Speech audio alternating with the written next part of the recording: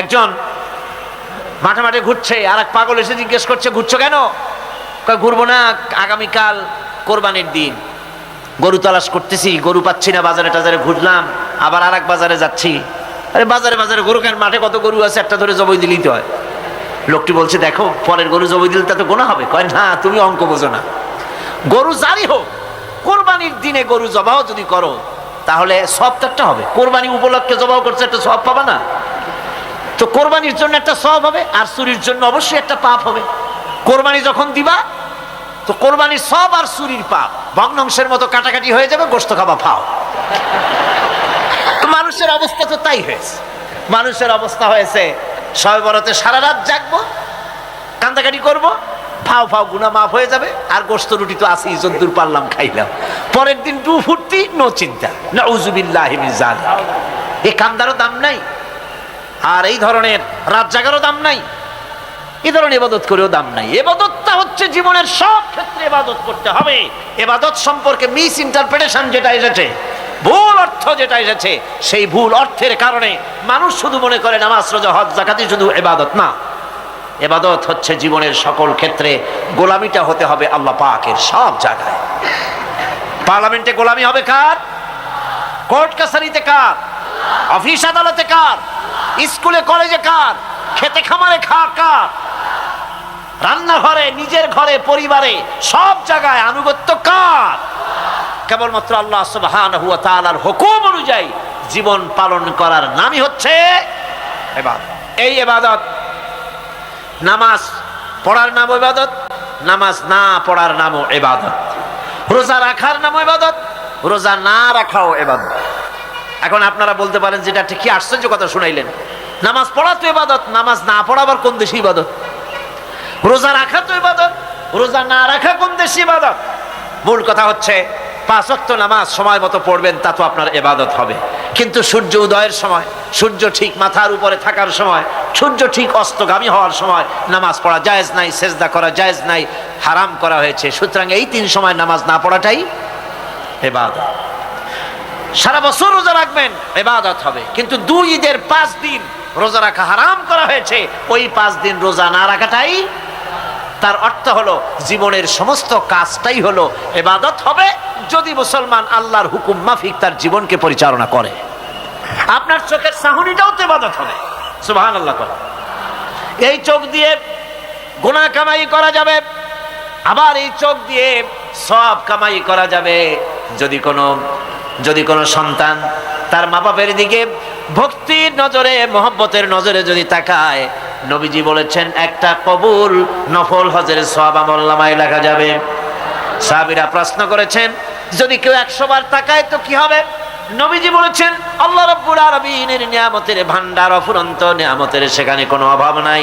যদি কোনো বান্দা যদি তার মা বাপের দিকে দৈনিক 100 বার তাকায় তো ওই বান্দার আমলনামায় 100 কবুল নফল হজের সওয়াব লেখা যাবে। তাহলে দেখা গেল চোখের চাহনি আপনার ইবাদত, আপনার ঘুম ইবাদত, আপনার চাকরি ইবাদত, আপনার ব্যবসা বাণিজ্য ইবাদত।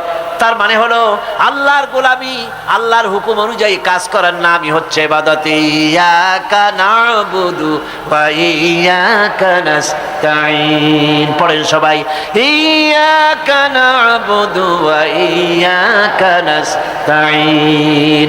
আল্লাহ তাআলা একমাত্র তোমার গোলামি করি, তোমারই আনুগত্য করি, তুমি ছাড়া কারো গোলামি করি না। নাবুদু এই শব্দ দিয়ে বোঝানো হচ্ছে কি, আল্লাহ পাক এই নামাজের ভিতরে যেমন তোমার হুকুম পালন করে নামাজ আদায় করছে, যেমন নামাজের ভিতরে কিছু খাওয়া যায় না, বাইরে খাওয়া জায়েজ ছিল, নামাজ পড়ছি বলে খানাটা আমার জন্য হারাম হয়ে গেছে। কথা বলা জায়েজ ছিল, নামাজের ভিতরে কথা বলা হারাম করে দিলাম। এদিক ওদিক তাকানো জায়েজ ছিল, নামাজের ভিতরে এদিক ওদিক তাকানো বন্ধ করে দিলাম। তার মানে আমার জন্য চিরস্থায়ী, সব সময়ের জন্য আমার জন্য হালাল করে দেওয়া জিনিসগুলি এই নামাজের ভিতরে অল্প সময়ের জন্য হারাম করে প্রমাণ করে দিলাম। মাবুদ গো, এই নামাজের পরে চিরস্থায়ী হারামগুলি এইভাবে আমার জন্য হারাম করে নেব। ইয়াকা নাবুদু, নামাজটা পড়ছি যেভাবে করে, নামাজের বাইরের জীবন চালাবো সেইভাবে করে। সেজদা দিলেই তো সওয়াব হয়। সেজদা দিলে কি হয়? সওয়াব হয়। যদি কেউ 5-6টা সেজদা দিয়ে দেয় 1 রাকাতের মধ্যে তো কি হবে? যদি কেউ নামাজ পড়লে তো সওয়াব হয়, ফজরের নামাজ যদি 4 রাকাত পড়ে তো কি হবে, মাগরিবের নামাজ যদি 2 রাকাত পড়ে অথবা 4 রাকাত পড়ে তো কি হবে। ইচ্ছে করে যদি এভাবে করে, ভুল করবে নয়, ইচ্ছে করে যদি করে তাহলে আল্লাহর আইনের সঙ্গে বিরোধিতা করছে বলে সে বিদ্রোহী হিসাবে প্রমাণিত হবে। সুতরাং কথা হচ্ছে নামাজের ভিতরে আয় আল্লাহ পাক ইয়াকা নাবুদু, এই নামাজের ভিতরে তোমার হুকুম মেনে যেভাবে নামাজ আদায় করি, নামাজের বাইরের জীবনটাও তোমার হুকুম মেনে পালন করব। এটাই হচ্ছে ইবাদতের মূল থিম, মূল আইডিয়া, মূল ফিলসফি।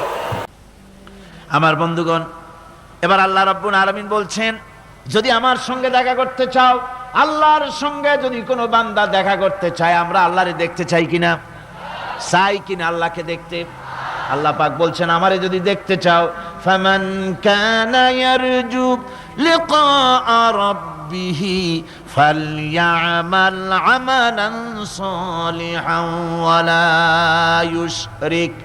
ওয়ালা ইউশরিক বিইবাদাতি রাব্বিহি আহাদা। আমার সঙ্গে যদি দেখা করতে চাও, তোমাদের মধ্য থেকে কেউ যদি আমার সাথে দেখা করতে চায়, সে যেন ভালো কাজ করে, ভালো আমল করে, আর আমার ইবাদতের সঙ্গে কাউকে যেন শরীক না বানায়, তাহলেই আমার সঙ্গে কিয়ামতে দেখা হয়ে যাবে। জোরে বলেন সুবহানাল্লাহ। আল্লাহর সঙ্গে দেখা করতে হলে তার ইবাদত করতে হবে, গোলামি করতে হবে, এবং কাউকে শরীক স্থাপন করা যাবে না। এই গোলামি করতে হবে, ইবাদত করতে হবে কতদিন?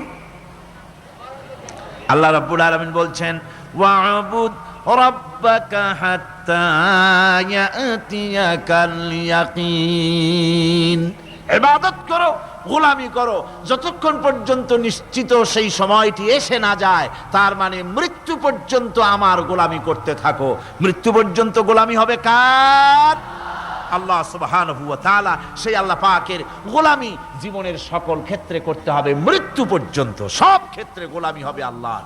আল্লাহর গোলামি হচ্ছে আল্লাহ যা নিষেধ করেছেন তার থেকে ফিরতে হবে, আর যা আদেশ করেছেন সেগুলি মানতে হবে। যারা নিজেদের সৃষ্টির উদ্দেশ্য বোঝে না, আল্লাহর সামনে মাথা নত করার পরিবর্তে অহমিকতা করে, অহংকার করে, আল্লাহর সামনে মাথা নত করে না, ইবাদত করে না আল্লাহ, তাদের সম্পর্কে আল্লাহ রাব্বুল আলামিন বলছেন, ইন্নাল্লাযীনা ইস্তাকবিরুনা আন ইবাদাতি সায়াদখুলুনা জাহান্নামা দাখিরিন। যারা আমি আল্লাহর সঙ্গে অহংকার করে, আমার ইবাদত করে না, আমার গোলামি করে না, আমার সামনে মাথা নত করে না, অহংকার অহমিকতা করে যারা জীবন চালায়, আমি কিয়ামতের দিন তাদেরকে লাঞ্ছিত করব আর জাহান্নামে পাঠাবো। যারা আল্লাহর গোলামি করবে না, আল্লাহর ইবাদত করবে না, অস্বীকার করবে আল্লাহর গোলামিকে, অহমিকতা করে চলবে, তাদের জায়গা হবে কোথায়? জাহান্নামের মধ্যে। সুতরাং মানুষের মর্যাদা বাড়ে আল্লাহর গোলামিতে। মর্যাদা বাড়ে কিসে? আল্লাহর গোলামিতে। গোলামি করলেই মর্যাদা বাড়বে। এই জন্য আল্লাহ পাক কোরআনের মধ্যে, কোরআনে কারীমের মধ্যে সবচেয়ে মাহবুব, আল্লাহ পাকের মাহবুব বান্দাদের কথা যখন বলেছেন, তখন নাম নেন নাই, আব্দুন শব্দ ব্যবহার করেছেন, গোলাম বলেছেন, বান্দা বলেছেন। আমার বান্দা। বান্দা হচ্ছে মানুষের জন্য সবচাইতে বড় ডিগ্রি আল্লাহর পক্ষ থেকে। আলিম, ওলামা, পীর, বুজুর্গ, সাহাবী, পেগম্বর, নবী, রসুল, সবচাইতে বড় খিতাব হচ্ছে আব্দ, আল্লাহর গোলাম হওয়া। আল্লাহর প্রিয় ডাক হচ্ছে আব্দ। মানুষকে আল্লাহ যাকে সবচাইতে বেশি ভালোবাসেন, যাদেরকে বেশি ভালোবাসেন, তাদেরকে আব্দ বলেছেন। কি বলেছেন বলুন? আব্দ, বান্দা। আল্লাহ পাক এই পৃথিবীতে সবচাইতে বেশি ভালোবেসেছেন কাকে? মুহাম্মদুর রাসূলুল্লাহ সাল্লাল্লাহু আলাইহি ওয়াসাল্লামকে। তাকে আল্লাহ পাক সবচাইতে বেশি ভালোবাসেন। এবার দেখুন আল্লাহ রাব্বুল আলামিন তার হাবিবকে কি নাম দিয়ে ডাকতেছেন? নাম নেন নাই, নবী এবং রাসূলও বলেন নাই। কোরআনে কারীমের ভিতরে রাব্বুল আলামিন তার হাবিবকে আব্দ বললেন। যেমন দেখুন, ইন কুনতুম ফি রাইবিম মিম্মা নাযালনা আলা আবদিনা, আমি যে কিতাব নাজিল করেছি আমার বান্দার উপরে, তোমাদের যদি সন্দেহ হয়, এই যে বান্দা, আমার আব্দের উপরে নাজিল করেছি। এই আব্দকে মুহাম্মদ রাসূলুল্লাহ সাল্লাল্লাহু আলাইহি ওয়াসাল্লাম আব্দ, অর্থাৎ সবচেয়ে প্রিয় ডাক হচ্ছে আল্লাহর পক্ষ থেকে বান্দার জন্য আব্দ। স্নেহপূর্ণ নাম, স্নেহপূর্ণ ডাক, মহব্বতপূর্ণ ডাক। অন্য আয়াতে আমরা দেখতে পাই তাবারাকাল্লাযী নাযালাল ফুরকানা আলা আবদিহি লিয়াকুনা লিল আলামিনা নাযীরা। অতীব বরকতপূর্ণ সেই মহান সত্তা যিনি তার বান্দার উপরে ফুরকান নাজিল করেছেন। হুজুরের নাম নেন নাই, রাসূল বলেন নাই, বলেছেন আব্দ। কি বলেছেন? আব্দ, আমার বান্দা। এরপরে আল্লাহ রাব্বুল আলামিন অন্য আয়াতে বলেছেন সুবহানাল্লাযী আসরা বিআবদিহি লাইলাম মিনাল মাসজিদিল হারামি ইলাল মাসজিদিল আকসা। সমস্ত দুর্বলতা অক্ষমতা থেকে মুক্ত সেই মহান সত্তা যিনি তার বান্দাকে রাতের একটি অংশে ইসরা করিয়েছিলেন। এখানে আব বলে আল্লাহ পাক বুঝিয়েছেন কার কথা? কার কথা বুঝালেন? রাসূল করিম সাল্লাল্লাহু আলাইহি ওয়াসাল্লামের কথা, তার কথাই বুঝালেন। তিনি হচ্ছেন আব। সুতরাং আবদিয়ত, গোলামি, আল্লাহর গোলামি হলো জীবনের সবচাইতে বড় কথা। আল্লাহর গোলাম হওয়ার চাইতে বড় আর কিছু নাই পৃথিবীতে। আমরা হচ্ছে আল্লাহর গোলাম। জোরে বলেন আমরা কি? আমরা যে গোলাম সে কথা বলতে মনে হয় কারো কারো একটু লজ্জা লাগে যে আমি চৌধুরী মানুষ বা অমুক একটা লোক, অমুক একজন সম্মানী লোক, গোলাম আমি, এটা বলা কি লজ্জার কথা। এরকম একটু মনে মনে কোনো অসুবিধা কারো হয় নাকি? জোরে কোন তো আমরা কি? কার গোলাম? সুবহানাল্লাহি বিহামদিহি, আল্লাহর গোলাম। আমরা এমন মহান সত্তার গোলাম, মহান সত্তার বান্দা যার সমকক্ষ এই পৃথিবীতে কেউ নাই, আকাশেও কেউ নাই। প্রচন্ড হযরত মুআজ বলছেন আমি রাসূল করিম সাল্লাল্লাহু আলাইহি ওয়াসাল্লামের গাধার পৃষ্ঠে হুজুরের পেছনে বসা ছিলাম। হুজুর আমাকে জিজ্ঞেস করলেন, মুআজ তুমি কি জানো বান্দার উপরে আল্লাহর হক কি আর আল্লাহর উপরে বান্দার হক কি? কুলতু আল্লাহু ওয়া রাসূলুহু আ'লাম। বললাম আল্লাহ এবং তার রাসূল খুব ভালো জানেন। আমি কি করে জানবো? আল্লাহ এবং তার রাসূল খুব ভালো জানেন। ক্বালা হাক্কুল্লাহি আলাল ইবাদি আন ইয়াবুদুহু ওয়া লা ইউশরিকু বিহি শাইআ। বান্দার হক হচ্ছে আল্লাহর উপরে এই যে বান্দা গোলামি করবে আল্লাহর, ইবাদত করবে আল্লাহর, আর আল্লাহর সাথে কাউকে শরীক স্থাপন করবে না। এটা হচ্ছে আল্লাহর উপরে কার হক? বান্দার হক। আর আল্লাহর হক হচ্ছে বান্দার উপর কি? ওয়া হাক্কুল ইবাদি আলাল্লাহ আল্লা ইউআযযিবা মান লা ইউশরিকু বিহি শাইআ। বান্দার উপরে আল্লাহর হক হচ্ছে যে বান্দা আল্লাহর গোলামি করবে আর শরীক স্থাপন করবে না আল্লাহর সাথে, আল্লাহ তাকে শাস্তি দিবেন না। সুবহানাল্লাহি বিহামদিহি। আল্লাহ তাকে আযাব দিবেন না, আল্লাহ তাকে শাস্তি দিবেন না। সুতরাং তাওহীদের আকীদা মজবুত হতে হবে। আখিরাতের কামিয়াবি এর উপরে নির্ভরশীল। আমরা যদি আখিরাতে কামিয়াবি চাই, কি বলেন, আখিরাতে কি আমরা জীবনের সফলতা চাই? জোরে বলেন সফলতা চাই। আখিরাতের কামিয়াবি যদি চাই, জাহান্নাম থেকে যদি বাঁচতে চাই, বেহেশতে যদি যেতে চাই, তাহলে আকীদাকে মজবুত করতে হবে। আল্লাহর সাথে কাউকে শরীক স্থাপন করা যাবে না। এবং আল্লাহ সৃষ্টিকর্তা, কোরআনে পাকের শিক্ষা অনুযায়ী আল্লাহরে বিশ্বাস করি এতটুকুন কথা বললেই তাওহীদের হক আদায় হয় না। তাওহীদের হক হচ্ছে আল্লাহ পাককে সৃষ্টিকর্তা, পালনকর্তা, বিধানদাতা, রিজেক দাতা, কল্যাণদাতা সবকিছু হিসাবে মানতে হবে। কাকে? আল্লাহ পাককে। জোরে সরে বলুন, কাকে মানতে হবে? সমস্ত ক্ষমতা হচ্ছে আল্লাহ। সমস্ত ক্ষমতা কার? আল্লাহর নাম নিতে শরম করে নাকি? তাহলে জোরে সরে কোন সমস্ত ক্ষমতা কার? আল্লাহ রাব্বুল আলামিনের এত বড় ক্ষমতা, সাগরকে নগর বানাতে পারেন, নগরকে সাগর বানিয়ে দিতে পারেন, এতিমকে রাষ্ট্রের মালিক বানিয়ে দিতে পারেন, ধনীকে গরিব বানায় দিতে পারেন, গরিবকে ধনী বানায় দিতে পারেন, মৃত্যুকে জিন্দা করতে পারেন, জিন্দা কি মৃত্যু করে দিতে পারেন, পথের লোককে ধরে প্রেসিডেন্ট বানায় দিয়া ফুলের মালা দিয়া গলা থেকে পা পর্যন্ত ভরে দিতে পারেন। আবার আল্লাহ যদি নারাজ হয়ে যান, প্রেসিডেন্টের ফুলের মালার পরিবর্তে জুতার মালা গলায় দিয়া জেলখানার মধ্যে ঢুকাইয়া দিতে পারেন। তাহলে ক্ষমতাটা কার? বিশ্বাস করেন? সমস্ত ক্ষমতার মালিক আল্লাহ।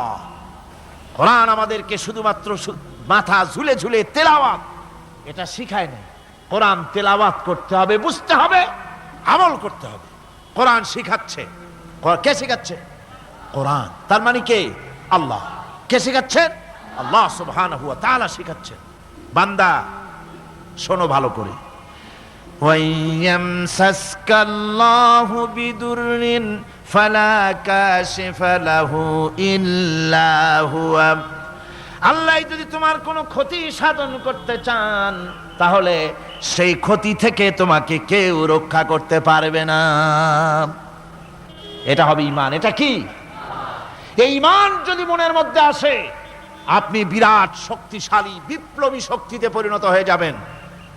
আপনার যদি এই ঈমান থাকে যে দুনিয়ার কোন গুলির উপরে, কোন বুলেটের উপরে যদি আমার নাম লেখা থাকে, সারা পৃথিবী ওই গুলিবিদ্ধ হওয়া থেকে আমাকে বাঁচাইতে পারবে না। আর কোন গুলির উপরে, কোন বুলেটের উপরে যদি আমার নাম লেখা না থাকে, তাহলে গোটা বিশ্ব একযোগে প্রচেষ্টা করেও আমাকে গুলিবিদ্ধ করতে, এটার নাম কি? ঈমান। তাই আল্লাহ বলছেন যে আমি যদি কারো ক্ষতি করি, তাহলে এই ক্ষতি থেকে তাহলে তাকে কেউ বাঁচাইতে। ওয়াইয়ামসাসকা বিখাইরিন ফাহুয়া আলা কুল্লি শাইইন কাদির। আর আল্লাহ রাব্বুল আলামিন যদি কারো কল্যাণ করতে চান, তাহলে তার কল্যাণকে কেউ ফিরায় দিতে পারে না, কল্যাণ থেকে কেউ তাকে কল্যাণ থেকে মাহরুম করে দিতে পারে না। তার মানে হলো, আল্লাহ যদি কাউকে চুল ধরে, মাথা ধরে, কল্লা ধরে উপরের দিকে টানে, আর দুনিয়া যদি তার পাও ধরে নিচের দিকে টানে, তাহলে দুনিয়া পারবে? পারবে? আল্লাহ কল্যাণ করতে চাইলে কেউ ঠেকাইতে পারবে না, আর আল্লাহ অকল্যাণ করতে চাইলেও তার থেকেও কেউ বাঁচতে। ওয়া হুয়াল কাহিরু ফাওকা ইবাদিহি ওয়া হুয়াল হাকীমুল খাবীর। তিনি তার বান্দাদের উপরে একচ্ছত্র আধিপত্য রাখেন, একচ্ছত্র ক্ষমতার অধিকারী তার বান্দার উপরে, সমস্ত জিনিসের উপরে তিনি ক্ষমতা রাখেন। তিনি মহান বিজ্ঞানময়। এই তাওহীদ খুঁজে নিতে হবে। তাওহীদ অর্থাৎ আল্লাহ পাককে সমস্ত ক্ষমতার মালিক মনে করতে হবে। দেখুন, আমাদের জাতির পিতা কে? আমাদের জাতির পিতা মনে আছে তো? ভুল টুল করেন না তো? ভুল টুল করবেন না। আমাদের জাতি আত্মভোলা, মাঝে মধ্যে ভুল টুল করে বসে, আন্দাজে ভান্দাজে একটা বানায় বসে। আসলে জাতির পিতা মুসলমানদের কে? ইব্রাহিম আলাইহিস সালাম তাওহীদকে খুঁজছেন। এই কোরআন শরীফ আল্লাহ পাক বলছেন তাওহীদ তালাশ করতেছেন। কে স্রষ্টা? সর্বোচ্চ ক্ষমতার মালিক কে?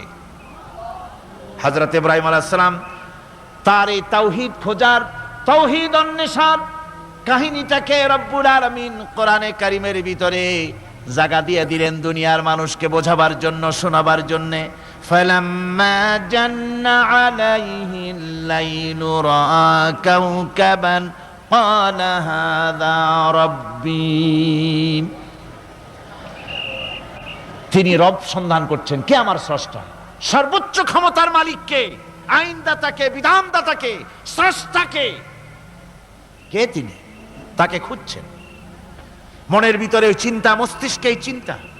হঠাৎ করে রাত এলো, পশ্চিম গগনে সুন্দর এক তারকা উদিত হলো, সান্ধ্য তারা। সন্ধ্যার সময় যে তারাটা ওঠে, সেটা ছোট না বড়? বড়। সেটা সারা রাত থাকে না অল্প সময় থাকে? অল্প সময় থাকে। সান্ধ্য তারা দেখে ইব্রাহিম আলাইহিস সালাম বললেন, হাযা রাব্বী, পেয়ে গেছি আমার রব, এটাই আমার রব, এটাই হচ্ছে আমার স্রষ্টা, এটাই হচ্ছে সর্বময় ক্ষমতার মালিক। আল্লাহ পাক বলেন, ইব্রাহিম আলাইহিস সালাম তাকিয়ে থাকলেন। কিছুক্ষণ পরে এই তারকা যখন অস্তমিত হয়ে গেল, ইব্রাহিম আলাইহিস সালাম তখন বললেন, ফালাম্মা আফালা ক্বালা লা উহিব্বুল আফিলিন। যে জিনিস অস্তমিত হয়ে যায় তাকে আমি মহব্বত করি না, পছন্দ করি না, সে রব হতে পারে না। যে রব হবে তার আবার উদয়স্ত কিসের? চিন্তা করতেছেন আমার রবকে। তারকা দেখলাম অস্তমিত হয়ে গেল, চাঁদ দেখলাম ডুবে গেল, তাহলে আমার রবকে? সকাল চলে যাওয়ার পর যখন দেখলেন পূর্ব দিগন্ত থেকে সূর্য উদিত হয়েছে ডগমগ করে, সূর্যকে দেখে তিনি বললেন, ফালাম্মা রা'a আশ-শামসা বাযিগাতান ক্বালা হাযা রাব্বী হাযা আকবার। সূর্যকে দেখে বললেন, এটাই আমার রব, আর এটাই বড় রব। যেহেতু চাঁদের আলো ছিল স্নিগ্ধ, সূর্যের আলো অত্যন্ত প্রখর, চাঁদের দিকে তাকানো যেত, সূর্যের দিকে তাকানো যায় না। এটাই আমার রব এবং বড় রব। হযরত ইব্রাহিম আলাইহিস সালামের এই ভুলও ভেঙে গেল। সন্ধ্যার আগমনে সূর্য যখন অস্তমিত হয়ে গেল, ইব্রাহিম আলাইহিস সালাম তখন ঘোষণা করলেন, ফালাম্মা আফালাত ক্বালা ইয়া কওমি ইন্নী বারিউম মিম্মা তুশরিকুন। সূর্য অস্তমিত হয়ে গেলে পরে তিনি বললেন, ইয়া কওমে, ও আমার জাতি, তোমরা যে জিনিস দিয়ে শিরক করো আল্লাহ রাব্বুল আলামিনের সাথে, আমি তার থেকে সম্পূর্ণ মুক্ত। আমি তোমাদের অন্তর্ভুক্ত, মুশরিক নই। আমার রবকে আমি চিনে ফেলেছি। সুবহানাল্লাহ, আমার রবকে আমি চিনেছি।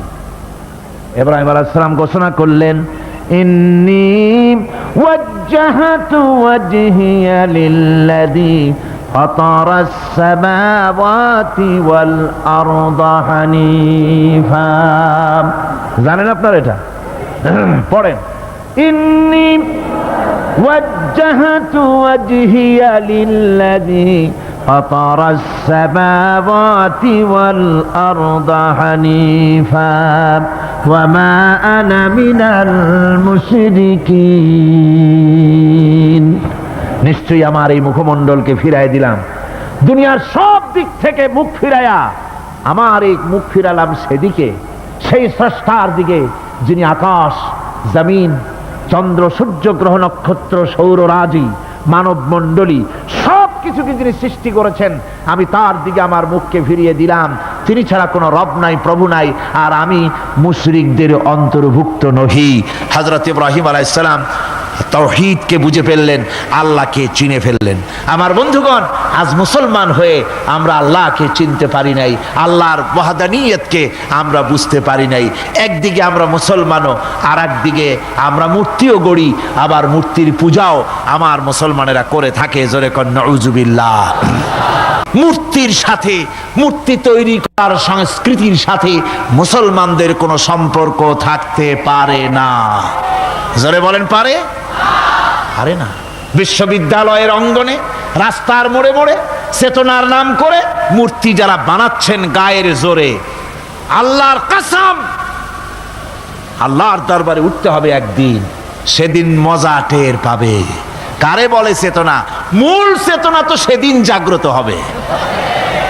আজকে তো আসল চেতনা আসে নাই, চেতনা হবে সেই দিন। চেতনা কারে কয়? চেতনা কত প্রকার এবং উহা কি কি উদাহরণ সহরে বুঝাইয়ে দেওয়া হবে। আমার ভাইরা, মাথা জায়গায় যেয়ে দেখবেন কি?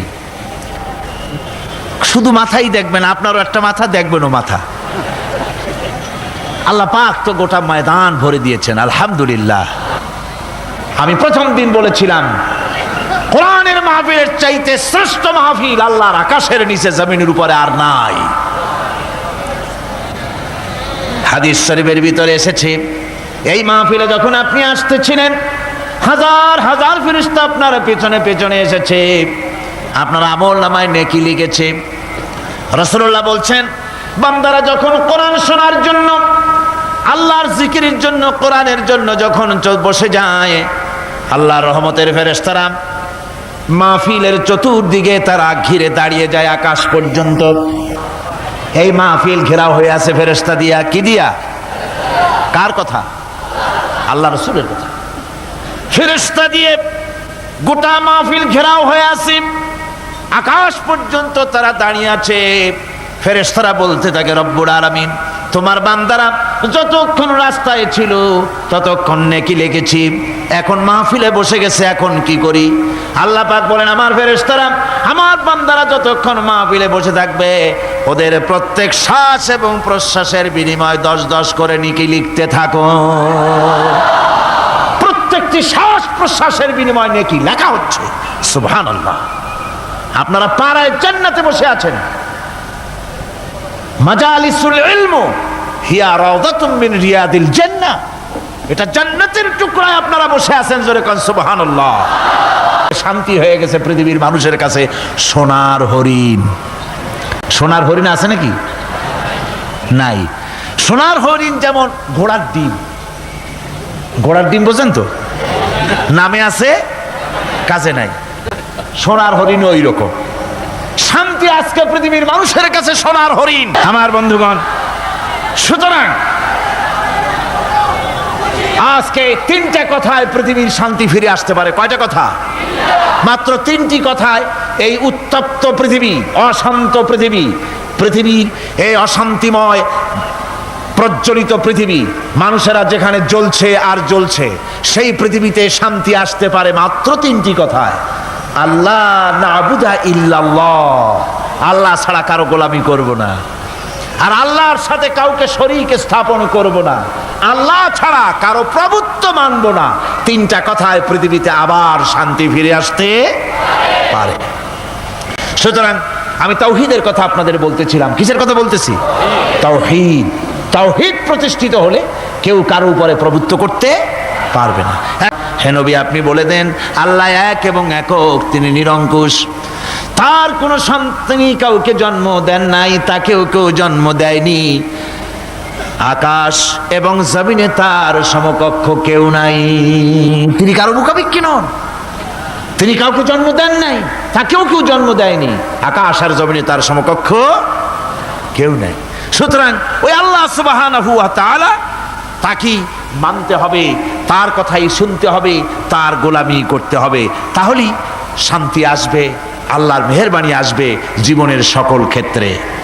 আল্লাহ মাত্র এক, তার ক্ষমতা গুণাবলীতে কোনো অংশীদার নাই। আল্লাহ কয়জন? আল্লাহ কয়জন? এক আল্লাহ, অদ্বিতীয়, তার কোনো শরীক নাই, তার কোনো অংশীদার নাই। কোরআনে কারীম আল্লাহ রাব্বুল আলামিন বলছেন,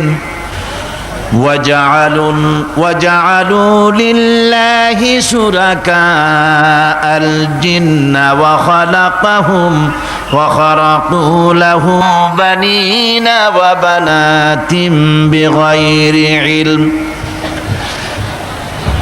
একই কথা জানা সত্ত্বেও আল্লাহর সাথে শরীক বানায়ো না, আল্লাহর সাথে কাউকে অংশীদার বানায়ো না। তার কোনো ছেলে নাই, মেয়ে নাই, অথচ তিনি সবাইকে সৃষ্টি করেছেন। সুবহানাহু ওয়া তাআলা আম্মা ইয়াসিফুন। পবিত্রতা সেই আল্লাহ পাকের, এবং তিনি তার সম্পর্কে যে চিন্তা করে লোকেরা যা কিছু বলে, এর থেকে আল্লাহ পাক ঊর্ধ্বে।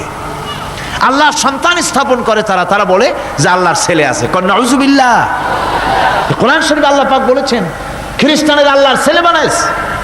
ওয়াকালাতিন নাসারাল মাসীহ ইবনুল্লাহ। খ্রিস্টানেরা বলেছে মসিহ হচ্ছে আল্লাহর পুত্র। নাউযুবিল্লাহ। আবার ইহুদিরা, তারা বসে থাকলো না, ইহুদিরা বলল ওয়াকালাতিল ইয়াহুদু উযাইরুন ইবনুল্লাহ। ইহুদিরা বলল উযাইর হচ্ছে আল্লাহর পুত্র। নাউযুবিল্লাহ। আবার আরেক শ্রেণীর লোক হলো, তারা বলল পৃথিবীতে যত মেয়ে আছে সমস্ত মেয়েগুলি হলো ফেরেশতাগুলি, সব মেয়ে, আর এই মেয়েগুলি সব আল্লাহর। নাউযুবিল্লাহি মিন যালিক। আল্লাহ রাব্বুল আলামিন প্রতিবাদ করলেন, আলাকুমুয যাকারু ওয়া লাহুল উনসা তিলকা ইযান কিসমাতুন দিযা। কি হে, তোমরা সমস্ত পুত্র সন্তানগুলি নিজের জন্য নিয়ে নিলে, আর কন্যা সন্তানগুলি দিলে আমাকে, কেমন তোর ভাগ করলে এটা? আল্লাহ পাকের কোনো সন্তান নাই, আল্লাহ রাব্বুল আলামিনের কোনো সন্তান নাই, স্ত্রী নাই, পুত্র নাই, কেউ নাই। আল্লাহ পাক বলেন বাদিউস সামাওয়াতি ওয়াল আরদ, আসমান এবং জমিনের উদ্ভাবক হচ্ছেন তিনি। আন্না ইয়াকুনু লাহু ওয়ালাদুন ওয়া লাম তাকুন লাহু সাহিবা, তিনি তো, তার সন্তান হবে কি করে? তার তো জীবন সঙ্গিনী নাই, তার তো স্ত্রী নাই। আল্লাহ বলছেন আমার তো স্ত্রী নাই, অথচ তোমরা আমার সন্তান বানাচ্ছ। অথচ আমি সব কিছুকেই সৃষ্টি করেছি। সব কিছুর স্রষ্টা কে? যালিকুমুল্লাহু রাব্বুকুম লা ইলাহা ইল্লা হুয়া খালিকু কুল্লি শাইইন ফা'বুদুহু ওয়া হুয়া আলা কুল্লি শাইইন কাদির। যালিকুমুল্লাহু রাব্বুকুম, তিনি, এই হচ্ছে তোমাদের আল্লাহ, তিনি তোমাদের রব, তিনি ছাড়া কেউ নাই। সব কিছুর স্রষ্টা তিনি, তারই ইবাদত করো। সব জিনিসের উপরে একমাত্র তিনি ক্ষমতা রাখেন, তার চাইতে ক্ষমতাশীল, ক্ষমতাধারী, শক্তিশালী পৃথিবীতে আর কেউ হতে পারে না।